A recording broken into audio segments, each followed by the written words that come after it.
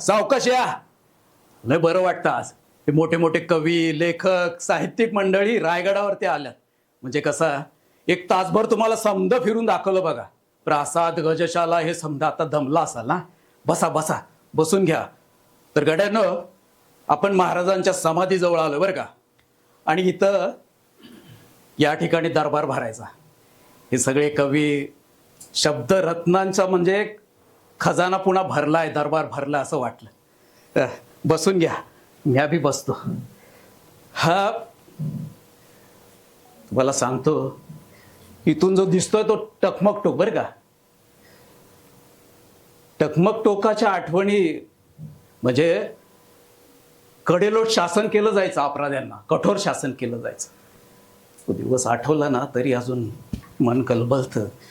तो काळा दिवस म्हणजे ज्या वेळेला शंभूराजांना